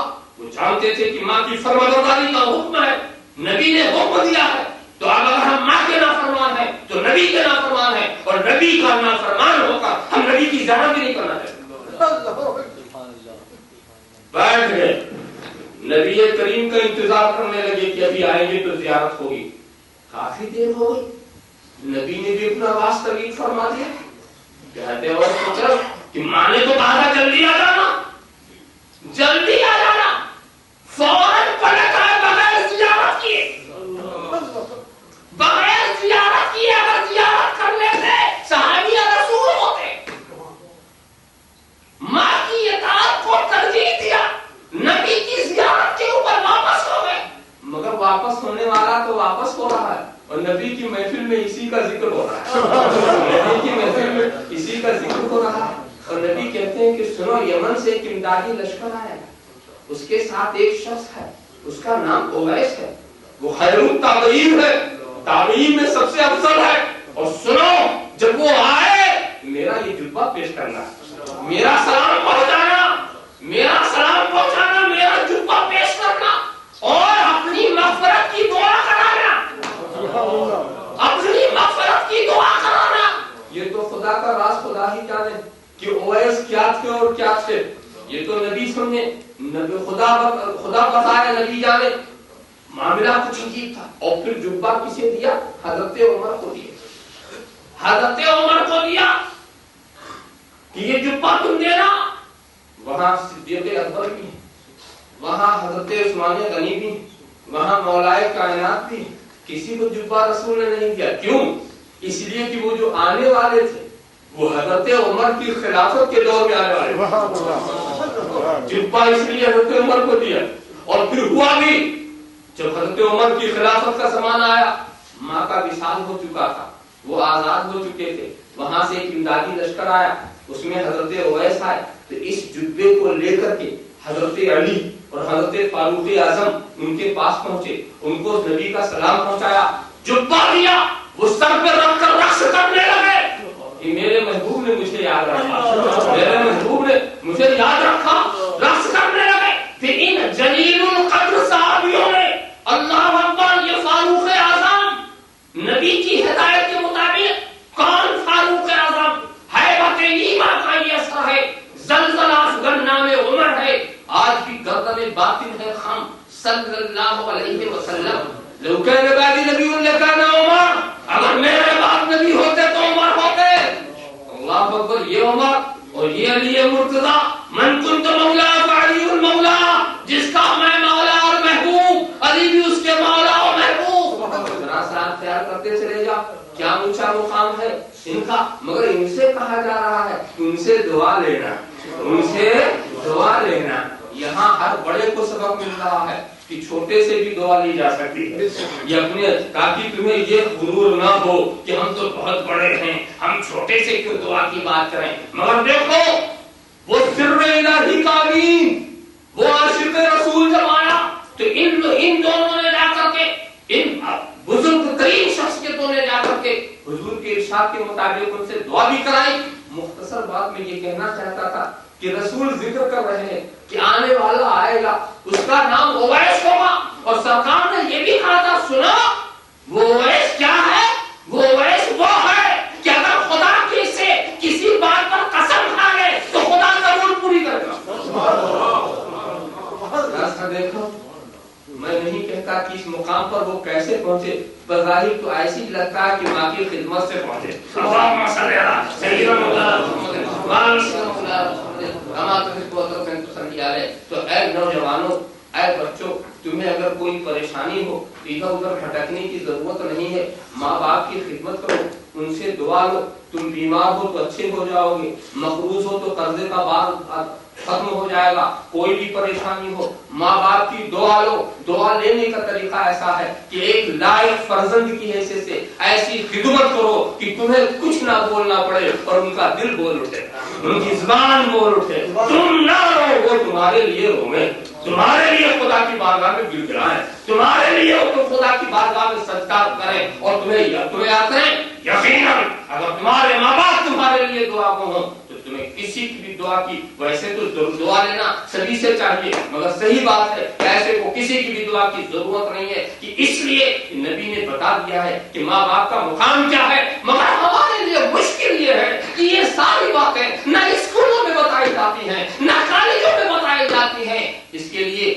اداروں کی ضرورت ہے، اس کے لیے جن مدرسوں کی ضرورت ہے، اس کے لیے جن اخلاقی لوگوں کی ضرورت ہے، وہاں ہم اپنے بچوں کو نہیں بھیجتے، نہ ہم اپنے کو سنوارتے ہیں، نہ اپنے بچوں کو سنوارتے ہیں، تو اس کا یہی اثر ہوگا۔ یہ کچھ اصلاحی باتیں تھیں جو میں نے آپ کے گوش گزار کر دی۔ میں تو بات یہ کہہ رہا تھا کہ وہ بچہ جو لائق بچہ ہے وہ یقیناً اسی وقت غلطی کرتا ہے جب اس کو خیال ہو کہ میرا باپ مجھے دیکھ نہیں رہا ہے، میرا باپ کی عظمتوں کا تصور غلط چالی سے روکتا ہے، باپ کی عظمتوں کا تصور بری روش سے روکتا ہے۔ جب اس بات کو آپ نے اچھی طرح سے سمجھ لیا تو دوستو بولو، اگر تم کسی کی عظمت کے آگے سر جھکانے والے ہو، اگر کسی کی جلالت سے خوفزدہ ہونے والے ہو، تو خدا سے بڑھ کر عظیم کون ہے؟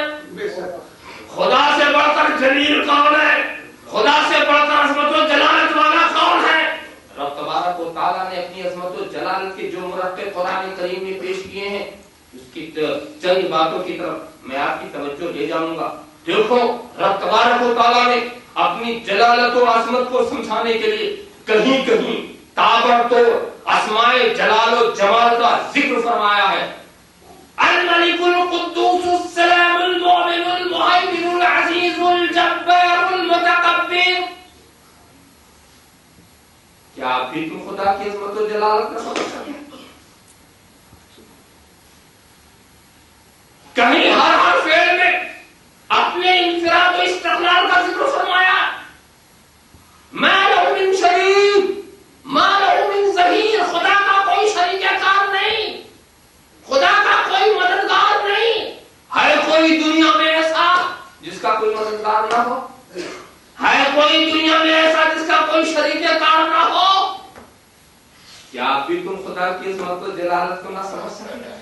اور آگے اس کے بعد پھر رب تبارک و تعالیٰ یہ بھی ظاہر فرما رہا ہے، دیکھو یہ دنیا کی کرودو، یہ دنیا کی دوڑ دھوپ، یہ کائنات کی گہما گہمی، اس ساری کائنات کی ہما ہمی کس لیے؟ عزت کے لیے۔ ساری دنیا عزت چاہتی ہے۔ کوئی عزت کے لیے چاند پر دستک دیتا ہے، کوئی مریخ پر کمندیں ڈالتا ہے، سورج کی شعاعوں کی تسخیر کر رہا ہے، کیا کہہ رہا ہے؟ عزت چاہیے، ہر طرف عزت چاہیے، عزت چاہیے۔ قرآن کہتا ہے نادان، اے عزت کو تلاش کرنے والے، دریا کے تیرنے سے تجھے کامیابی نہیں ملتی، فضاؤں میں اڑنے سے تجھے کامیابی نہ ملے گی، چاند پر جانے سے تمہیں کامیابی نہیں ملے گی۔ اگر عزت تجھے چاہیے، وَتُعِزُّ مَن تَشَاءُ وَتُذِلُّ مَن تَشَاءُ، خدا جسے چاہتا ہے عزت دیتا ہے، اور خدا جسے چاہتا ہے اسے ذلیل کرتا ہے، اور خدا جسے عزت دے دے اسے کوئی ذلیل نہیں کر سکتا، اور خدا جسے ذلیل کر دے اسے کوئی عزت نہیں دے سکتا۔ یہ اور بات ہے کہ خدا جب کسی کو عزت دینا چاہتا ہے تو کیا کرتا ہے، اور جب ذلیل کرنا چاہتا ہے تو کیا کرتا ہے؟ مجھے بتاؤ، جب فاروق اعظم کو خدا نے عزت دینا چاہیے تو کیا کیا؟ مجھے سمجھاؤ، جب صدیق اکبر کو خدا نے عزت دینا چاہیے تو کیا کیا؟ مجھے بتاؤ، جب بلال حبشی کو خدا نے عزت دینا چاہیے تو کیا کیا؟ مجھے بتاؤ، جب سلمان فارسی کو خدا نے عزت دینا چاہیے تو کیا کیا؟ مجھے بتاؤ، جب صہیب رومی کو خدا نے عزت دینا چاہیے تو کیا کیا؟ خدا جسے عزت دینا چاہتا ہے اپنے محبوب کا غلام بنا دیتا ہے، خدا جسے عزت دینا چاہتا ہے اپنے محبوب کے قریب کر دیتا ہے، اور خدا جسے ذلیل کرنا چاہتا ہے اسے محبوب سے دور کر دیتا ہے۔ وَتُعِزُّ مَن تَشَاءُ وَتُذِلُّ مَن تَشَاءُ، جسے چاہے عزت دے دے اور جسے چاہے ذلیل کر دے۔ اور یہ مت سمجھو خدا جس کو عزت دیتا ہے اسے ذلیل کرتا ہے اسے بھوکا، یہ مت سمجھنا کہ خدا جس کو ذلیل کرتا ہے اسے بھوکا رکھتا ہے، خدا جس کو ذلیل کرتا ہے اسے پیاسا رکھتا ہے، خدا جس کو ذلیل کرتا ہے اسے محتاج بنا۔ نہیں، خدا جسے ذلیل کرتا ہے تاج پر بٹھا کے ذلیل کرتا ہے، تاج پر بٹھا کے ذلیل کرتا ہے، تاج پہنا کے ذلیل کرتا ہے، ایوان میں پہنچا کے ذلیل کرتا ہے۔ تم نے نہیں دیکھا اور عزت دینا چاہتا تو چٹائی پر بٹھا کے عزت دیتا ہے، چٹائی پر بٹھا کر۔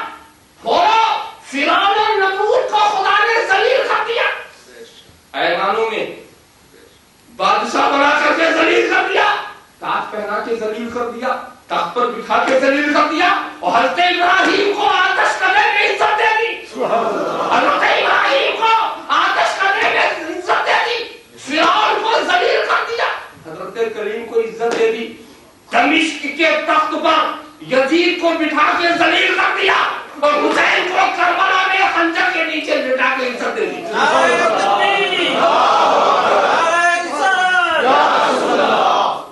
شیخ الاسلام حضرت علامہ مدنی میاں زندہ باد. ذلیل ہو گیا یزید، دمشق کے تخت پر بیٹھنے والا ذلیل ہو گیا. اور کتنی بڑی ذلت کی بات ہے. حسین بھوکے تھے مگر عزت والے تھے، پیاسے تھے مگر عزت والے تھے. کوئی بھوکا رہ کر ذلیل نہیں ہوتا، ہم نے تو یہ دیکھا. اور ایسا ذلیل ہوا یزید، دمشق کے تخت پر بیٹھنے والے یزید کی قبر تلاش کرو. شاہی ماحول میں مرنے والا، تخت سلطنت پر مرنے والا، اس کی قبر کا نشان نہیں ملتا. دمشق کے جنگلوں میں دیکھو، شام کے صحرا میں دیکھو، یزید گایا کدھر؟ تو تخت پہ مرنے والے کی قبر کا نشان نہیں ملتا. اور جو حسین بھوکا پیاسا میدان کربلا میں شہید ہوا تھا، آج اس کے ایک ایک بچے کا نشان مل رہا ہے. اس کے ایک ایک بچے کا نشان. نہ علی اصغر کا نشان گم ہو سکا، نہ علی اکبر کا نشان گم ہو سکا، نہ حضرت عباس کا نشان گم ہو سکا، بلکہ ان کے روضے کے مینارے آسمانوں سے بات کر رہا ہے. دیکھو یہ عزت کی بات ہے کہ نہیں؟ مجھے بتاؤ کہ حسین کی کامیابی ہے کہ نہیں کہ آج ہر مسلمان اپنے کو حسینی سمجھتا. یہ حسین کی کامیابی ہے کہ نہیں کہ قیامت تک کا ہر مسلمان اپنے کو حسینی سمجھے گا. اسلام نام ہی ہو گیا حسینیت کا. یہ حسین کو کامیابی ملی. اور یہ یزید کی ناکامی ہے کہ نہیں کہ جو یزیدی ہے اپنے کو یزیدی نہیں کہتے ہے مگر کہتے نہیں ہیں. صلی اللہ علیہ وسلم صلی اللہ تعالی وسلم صلاۃ و سلام علیک یا رسول اللہ وتعز من تشاء وتذل من تشاء. جس کو چاہے عزت دے دے اور جس کو چاہے ذلیل کر دے. اور جب ذلیل کرنے پر آتا ہے تو عجیب ڈھنگ ہوتا ہے. یہ مت سمجھو کہ ذلیل کرنے کے لیے خدا کو کوئی بہت بڑا پلان بنانا پڑتا ہے. کچھ بھی نہیں. وہ قادر مطلق، وہ خالق کائنات جیسے چاہے. تو یزید کی قبر کا بھی پتہ نہیں. کبھی کبھی میں سوچتا ہوں کہ جب یہ لوگ یہ دیکھتے ہوں گے کہ یہ حسین کے چاہنے والے امام حسین کی بارگاہ میں جاتے ہیں، وہاں صلاۃ و سلام پیش کرتے ہیں، اپنے معروضات پیش کرتے ہیں، جذبہ محبت میں کسی نے پھول چڑھا دیا، کسی نے چادر چڑھا دیا. اور اگر اتفاق سے حسین نہ ملے تو ان کے گھر کا کوئی بھی چراغ مل گئے، چاہے خواجہ اجمیری کے روپ میں ملے، چاہے غوث جیلانی کے روپ میں ملے، چاہے شاہ عالم کے روپ میں ملے، چاہے قطب عالم کی شکل میں ملے، چاہے جلال الدین بخاری کی شکل میں ملے. اس گھرانے کا کوئی بھی شہزادہ ملا تو اپنی حضرت پوری کر لی، اپنی حضرت پوری کر لی. مگر کہ یزید کے چاہنے والے سوچتے ہوں گے نہ قبر ہے نہ نسل ہے، چاہے تو بھی نہ اس کی قبر بچی نہ اس کی نسل بچی. تو اگر کبھی قبر پر پھول چڑھانے کا جذبہ میں پیدا بھی ہو تو قبر ملے کہاں؟ ملے کہاں؟ ہو سکتا ہو کہ لے کے چلے ہوں، چاہے بغل میں دبا لی ہو، پھول ہاتھ میں لے لیا ہو اور قبر کی تلاش بھی کی ہو. جب نہیں ملا تو سوچا بڑا مشکل، ہمارا تو ملتا ہی نہیں. تو سوچا پلٹتے ہوئے ایک فتویٰ جاری کر دو کہ چادر چڑھانا حرام ہے، پھول چڑھانا حرام ہے. اگر تیرا والا نہیں ملتا تو ہمارے والے کو چڑھانا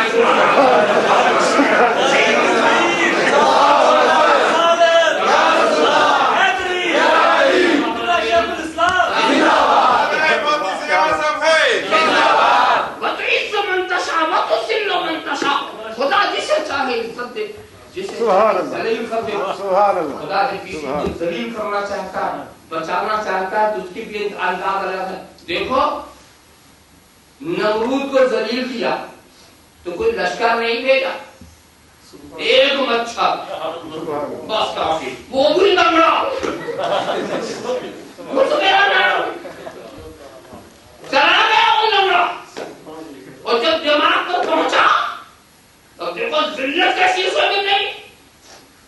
جب وہ مچھر کاٹنے لگتا تو اس کے سر پر جوتے پڑ گئے.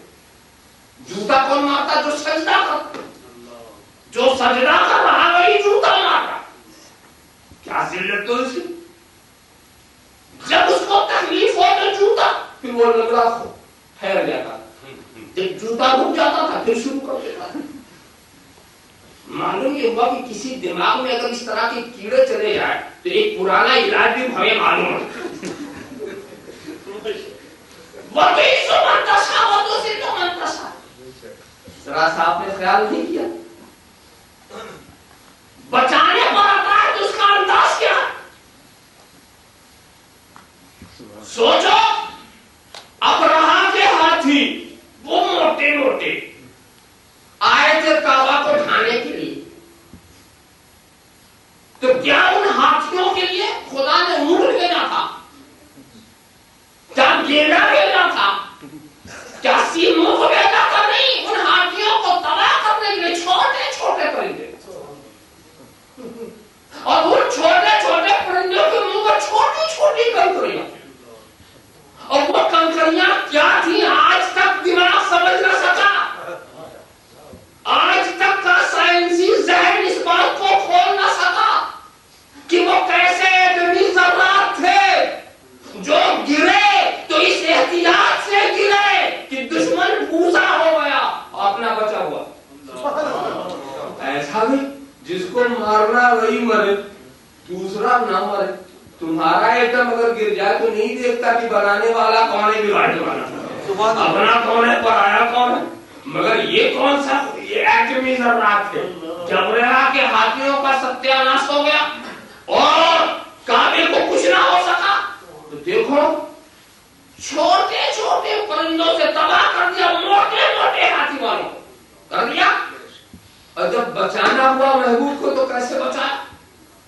کیسے بچایا؟ غارے سور میں کوئی قلعہ نہیں بنا. کوئی بہت بڑا پتھر لا کر نہیں رکھ دیا. بچایا تو کبوتر کے انڈوں سے بچایا. مکڑی کے جالے سے بچایا. مکڑی کے جالے کبوتر کے انڈوں سے بچایا. ذرا سا آپ خیال کریں. وَتَعِزُّ مَن تَشَاءُ وَتُذِلُّ مَن تَشَاءُ. جسے چاہے عزت دے دے جسے چاہے ذلیل کر دے. جب عزت دینا چاہتا ہے تو عزت کے مقام تک پہنچا دیتا ہے اور جب ذلیل کرنا چاہتا ہے تو عزت کے مقام سے دور کر دیتا ہے. اور عزت کا مقام وہی ہے جہاں بلال حبشی کو عزت ملی, جہاں سہیل رومی کو عزت ملی, جہاں سلمان فارسی کو عزت ملی. اور وہی عزت کے مقام ہے جو اولیاء صالحین اور کاملین جو ہیں یہ وارثین ہیں انبیاء کے, یہ وارث ہیں نبی کے. اور واقعی ان کے در پر نبی کے فیوز و برکات ملتے ہیں. جس کو خدا عزت دینا چاہتا ہے اسے خواجہ والا بنا دیتا ہے. جسے عزت دینا چاہتا اسے غوث کے در تک پہنچا دیتا ہے. جسے عزت دینا چاہتا اسے آقائے نقشبند کا غلام بنا دیتا ہے. جسے عزت دینا چاہتا ہے اسے مولائے سرورت کی چوکھٹ پہ پہنچا دیتا ہے. اور جسے ذلیل کرنا چاہتا ہے انہیں اولیاء کا باغی بنا دیتا ہے, انہیں دور کر دیتا ہے. تو عزت کے مقام کچھ اور ہے, ذلت کے مقام کچھ اور ہے. وَتُعِزُّ مَن تَشَاءُ وَتُذِلُّ مَن تَشَاءُ. تو عزت بھی اگر چاہیے تو یہاں آؤ. تو خدا کی عظمت و جلالت کو آپ سمجھیں. اور میں آپ کو بتاؤں دوستوں, رب تبارک و تعالیٰ نے صرف یہی نہیں کیا, پہلے یہ بھی دیکھا کہ اپنی حیثیت تو دیکھو. وَاللَّهُ غَنِيٌّ وَأَنتُمُ الْفُقَرَاءُ. اللہ غنی ہے تم سب محتاج. کوئی بڑے سے بڑا انسان کہہ سکتا ہے میں محتاج نہیں, سب محتاج. یہ مل والے یہ کارخانے والے بھی محتاج اور یہ بیچارے غریب جو ہیں یہ بھی محتاج. خدا نے سبھی کو محتاج بنایا. فرض کیا ہے؟ غریب امیروں کا محتاج ہے اور امیر غریبوں کو محتاج. یہ بھی عجیب بات کہ تم کروڑ پتیوں کی محتاج, ارب پتیوں کے محتاج تم اور ارب پتی تیرا محتاج. کیا رشتہ دیکھا؟ محلوں میں رہنے والا فٹ پاتھ پر رہنے والے کا محتاج. اگر یہ فٹ پاتھ پر رہنے والے نہ ہوتے تو کارخانہ کون چلاتا, ان کی فیکٹری کیسے چلتی؟ تو دیکھو ان کی محتاجی تو قابل رحم.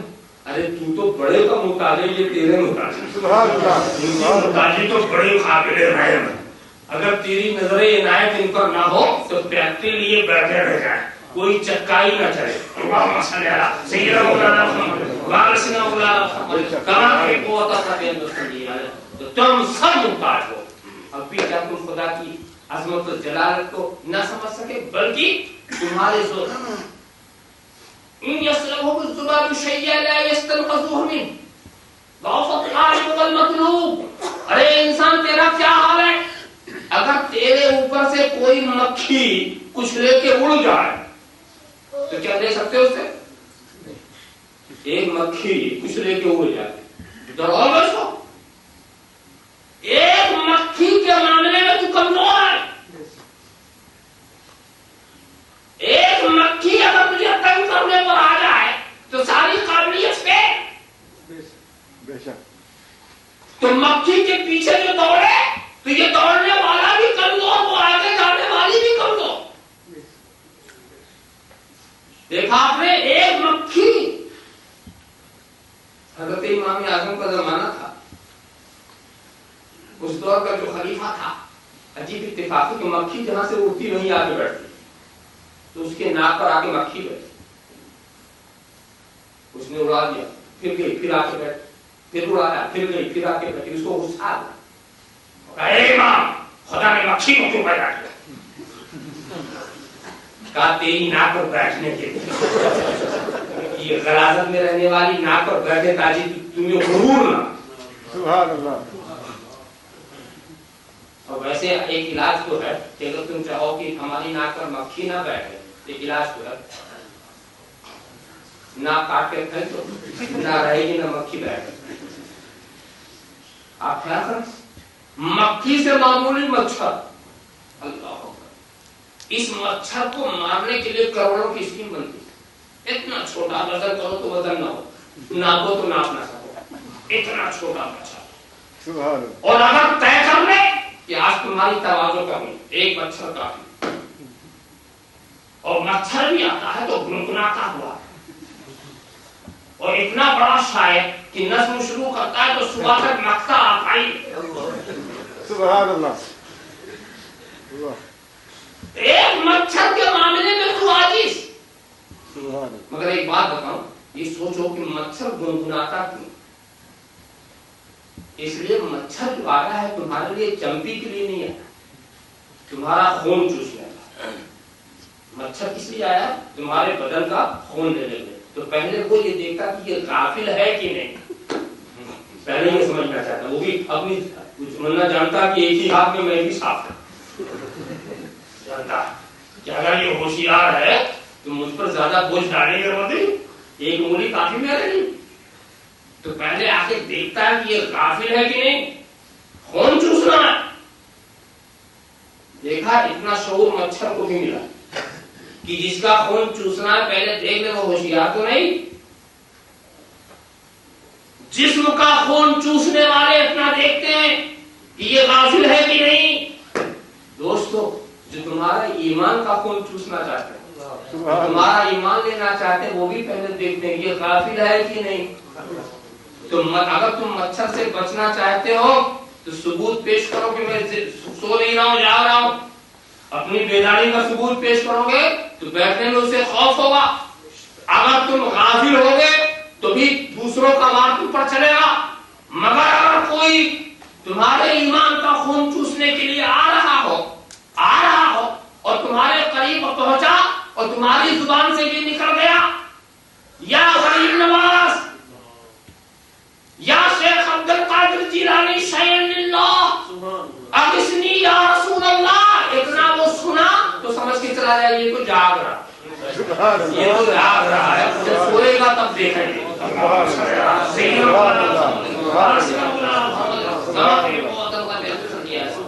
تمہاری کمزوری کا یہ عالم ہے کہ مکھی اور مچھر کے مقابلے میں بھی تم کمزور ہو. اب بھی تم خدا کی عظمتوں کو نہ سمجھ سکے. بلکہ دوستو رب تبارک و تعالیٰ تو یہ کہنا، تبارک الذی بیدہ الملک وہو علی کل شیء قدیر. برکت والی ہے وہ ذات جس کے ہاتھ میں ساری ملکیت ہے اور وہ ہر چاہے پر قادر. خدا جو چاہے کرے. ہے کوئی ایسا جو چاہے کرے؟ مجھے بتاؤ. ہٹلر نے جو چاہا کر سکا؟ नेपोलियन ने जो चाहा कर सका, चंगेज ने जो चाहा कर सका, अकबर ने जो चाहा कर सका। किसी के चाहने से क्या होता, खुदा जो चाहे कर। सिर्फ वही एक ऐसा चाहने वाला है जो चाहे करे। न दुनिया की किसी ताकत ने, सिकंदर खुश नहीं है लूट कर दौलत जमाने की, और कलंदर माए हस्ती उठाकर रक्स करता। तो ये खुदा ही की शान है। और फिर मैं और तेजी के साथ आपको ले चलूं।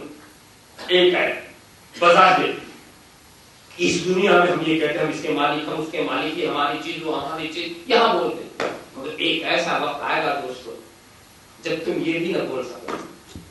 जमीन का फर्श लपेट लिया जाएगा, आसमान का शामियाना उतार लिया जाएगा, चांद और सूरज के चराग गुल कर दिए जाएंगे, सितारों के कंदीलें बुझा दी जाएंगी, आबशार के नगमे खामोश कर दी जाएंगे, दरिया की रवानी आलम फना में हो जाएगी, सूर्य इसराफील फूंक दिया जाएगा, और सारी दुनिया में कुछ नहीं होगा, नेस्ती ही नेस्ती है, अदम ही अदम है, कुछ नहीं। ऐसे वक्त में फिजाए बसीत में एक आवाज गूंज रहे थे, लेमन कर जाओ, लेमन कर जाओ, बोलो आज का मालिक कौन, बोलो आज किसकी मिल्कियत है। आज तो मजाजी एतबार से भी कोई अपने को मालिक न बोल सकेगा, तो कौन है जो जवाब दे। वही जवाब इरशाद फरमाता, लिल्लाहिल वाहिदिल क़हार, लिल्लाहिल वाहिदिल क़हार, अल्लाह वाहिदिल क़हार की मिल्कियत है। तो दोस्तों सोचो, गौर करो, क्या खुदा की अज़मत और जलालत को समझाने के लिए ये मुख्तसर सी बात आपके लिए काफी नहीं? यकीनन आप ईमान वाले हैं, आप समझते हैं कि खुदा अज़ीम व जलील है, आप यकीन रखते हैं कि खुदा की अज़मत और जलालत से बढ़कर किसी की अज़मत और जलालत नहीं। और वहीं आप ये भी जानते हैं कि खुदा अज़ीम व जलील होने के साथ साथ अलीम व खबीर भी है। ऐसा नहीं है कि तुम्हारा कोई अमल उससे पोशीदा हो सके। दोस्तों तुम दूसरों की निगाहों को धोखा दे सकोगे, मगर खुदा तुम्हें देखता है। जब चलते हो तो देखता है, जब सोते हो तो देखता है, जब बैठते हो तो देखता है। अरे जिस दुनिया में भी तुम जाओगे पहुंचे भी नहीं, वहां भी वो देख रहा है, तो उसके इल्म में, उसके इल्म व खबर के अंदर है। तो रब तबारक व तआला हर बात से वाकिफ है। तुम्हारा आलिमुल गैब व शहादा, आलिमुल गैब व शहादत का जानने वाला, तो वो अलीम व खबीर भी है, आलिमुल गैब भी है, जलील व रफी भी है। बोलो, जब सब कुछ है अजीम व जलील, तो डरने के लिए अज़मत व जलालत चाहिए। और यहाँ अज़मत व जलालत मौजूद, इल्म व खबर चाहिए, इल्म व खबर मौजूद। अब फिर तुम भूल जाओ तो क्या कहा जा सकता है? क्या मैं ये कह दूं तुम खुदा को नहीं मानते? ऐसी बात मैं नहीं कहूंगा, इसलिए खुदा को मानेंगे नहीं तो मुसलमान कैसे होंगे? क्या मैं ये कह दूं कि खुदा को मानते हो मगर अजीम व जलील नहीं जानते? ये भी नहीं कहूंगा। अज़मत व जलालत पर ईमान लाने के बाद ही तो आप मोमिन हुए। क्या मैं ये कह दूं कि आप खुदा को अलीम व खबीर नहीं मानते? ये बात भी सही नहीं होगी। खुदा को अलीम व खबीर आप न मानते तो ईमान वाली कैसे होते? तो अब सीधी सी बात यह है कि आप खुदा को मानते हैं, उसको एक मानते हैं, उसका दीन मानते हैं, उसको अजीम व जलील मानते हैं, उसको अलीम व खबीर मानते हैं। तो अब हल्की बात ये सब कुछ मानते हैं मगर भूले हुए।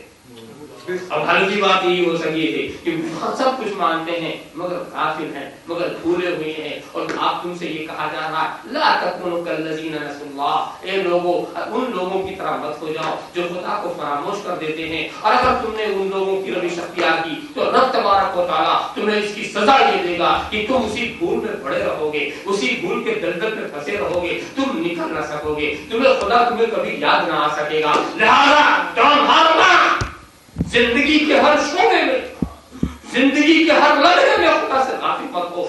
कुछ भी करो, कुछ भी करो, करने से पहले एक मिनट ठहर कर ये सोचो कि तुम्हारा खुदा इससे राजी है क्या? तुम अपने दिल से पूछो। तुम्हारे पास मोमिन का दिल है, तुम्हारे पास मोमिन का ज़मीर है। इंशाअल्लाह जब तुम अपने दिल से पूछते रहोगे, दिल खुद ही बता देगा कि जो झूठ बोलने का तेरा इरादा है खुदा इससे राजी नहीं है, जो दूसरे का हक मारने का तेरा इरादा है खुदा इससे राजी नहीं है, जो दूसरों को फरेब देने का तू प्रोग्राम बना रहा है खुदा इससे राजी नहीं है। तो तुम अपना मुहासबा खुद करो, अपना हिसाब खुद करो, इससे पहले कि खुदा तुमसे हिसाब ले।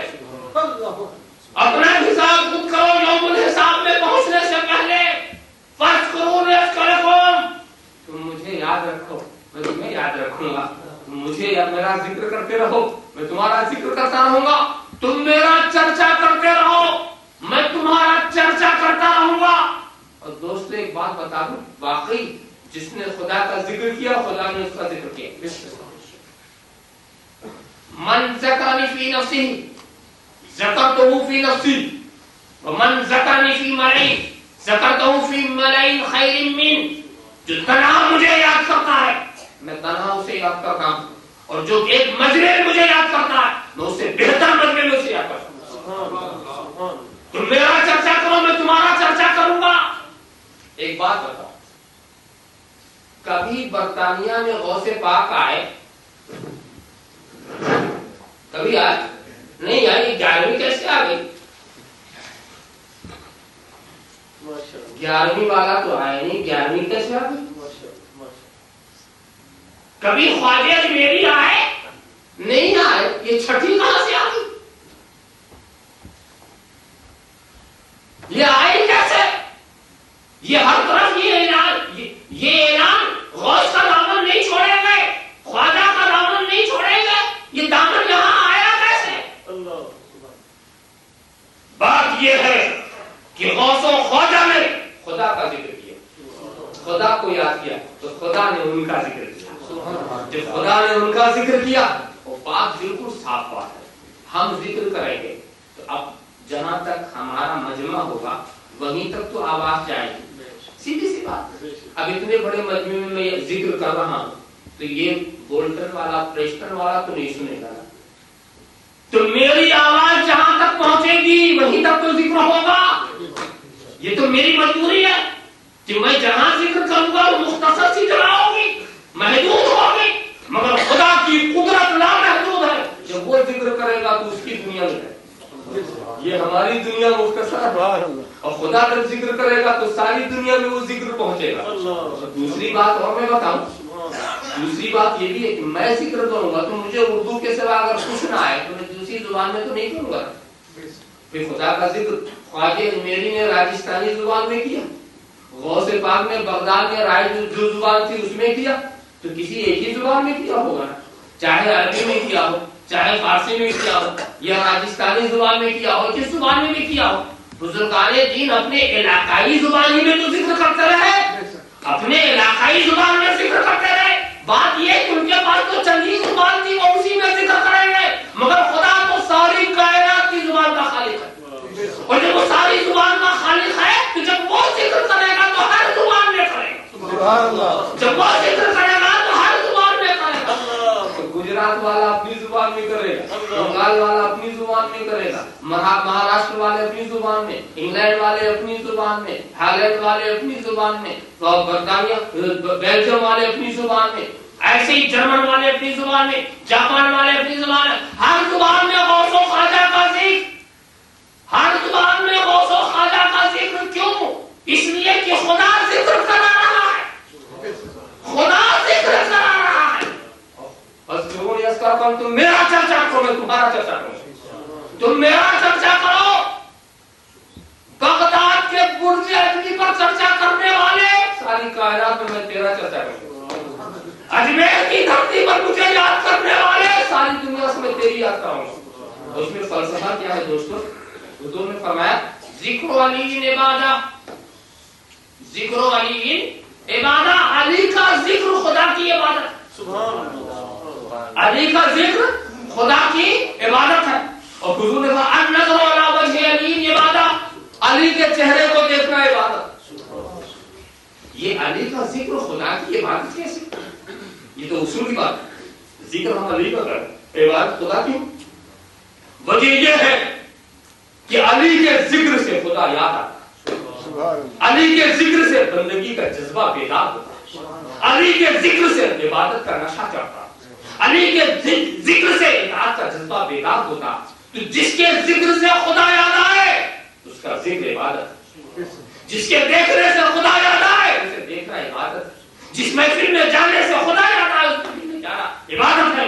तो जिस तरह जिस कानून से अली का जिक्र इबादत है, उसी कानून से गौस का भी जिक्र इबादत है, خواجہ کا بھی ذکر عبادت ہے. اسی لیے میں کہتا ہوں دوستو یہ 11ویں بھی خدا کی عبادت ہے, یہ 12ویں بھی خدا کی عبادت ہے, یہ 6ٹھی بھی خدا کی عبادت ہے. اس لیے اس میں صالحین کا ذکر ہوگا, اس میں صالحین کا خدا کی نعمتوں کا ذکر ہوتا ہے. وَأَمَّا بِنِعْمَتِ رَبِّكَ فَحَدِّثْ, اپنی رب کی نعمتوں کو بیان کرتے رہو, چاہے وہ رسول کی صورت میں ہو, چاہے وہ ولی کی صورت میں ہو, چاہے وہ غوث و قدرت کی صورت میں ہو. خدا کی جتنی بھی نعمتیں ہیں, چاہے مادی نعمت ہو, چاہے روحانی نعمت ہو, چاہے ایمانی نعمت ہو, چاہے جسمانی نعمت ہو, جو نعمت ہے اس کا ذکر کرتے رہو. یہ سب خدا کی عبادت. تو 11ویں بھی عبادت, 6ٹھی بھی عبادت, 17ویں بھی عبادت, 12ویں بھی عبادت. اور اس کے عبادت ہونے کے دوسرے دلائل تو ہمارے مولانا بتائیں گے کہ یہ کیوں عبادت ہے.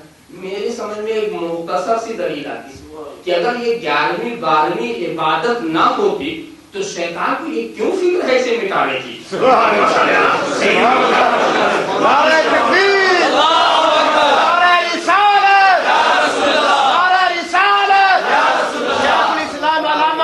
مدنی میاں ان لوگوں کی طرح مت ہو جاؤ جو اللہ کو فراموش کیے ہوئے ہیں کہ محمد سے وفات ہوئے ہم تیرے ہیں. یہ جو ہر چیز ہے کیا اللہ کو خلص دے رہے ہیں. محمد کی محبت دین حقیقت اول ہے, اسی میں ہے خامی, تو سب کچھ نامکمل ہے. محمد کی غلامی سند آزاد ہونے کی, خدا کے دامن توحید میں آباد ہونے کی. دامانہ الحمدللہ.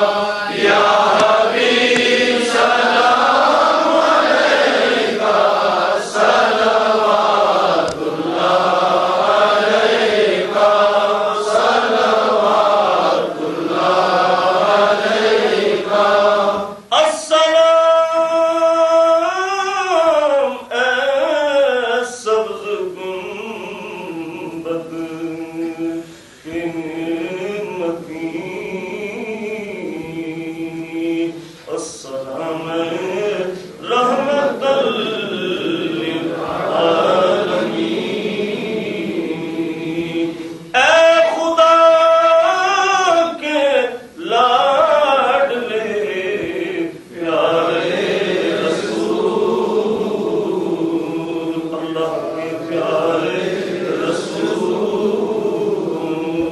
آقا کے سلام میں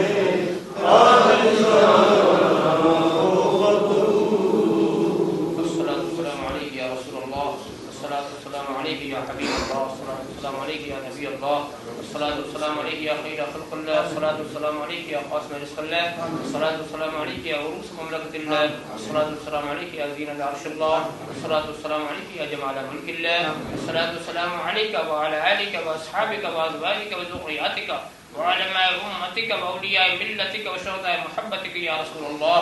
اللهم صل على سيدنا مولانا محمد وعلى سيدنا مولانا محمد كما تحب وترضى وتصلي عليه. اللهم أحينا ذاكرين وأمتنا ذاكرين وأحشرنا في زمرة الذاكرين. اللهم أحينا راكعين وأمتنا راكعين وأحشرنا في زمرة الراكعين. اللهم أحينا ساجدين وأمتنا ساجدين وأحشرنا في زمرة الساجدين. اللهم ثبتنا على الإسلام والإيمان وأمتنا على الإسلام والإيمان وأحشرنا على الإسلام والإيمان. اللهم إنا نعوذ بفضلك القديم وطولك العظيم ولطفك العميم. اللهم ادفع عنا البلاء والوباء بحرمة عبادك المقربين من الأنبياء والمرسلين والشهداء والصالحين والأبدال والأوتاد أجمعين. إن الله وملائكته يصلون على النبي يا أيها الذين آمنوا صلوا عليه وسلموا تسليما.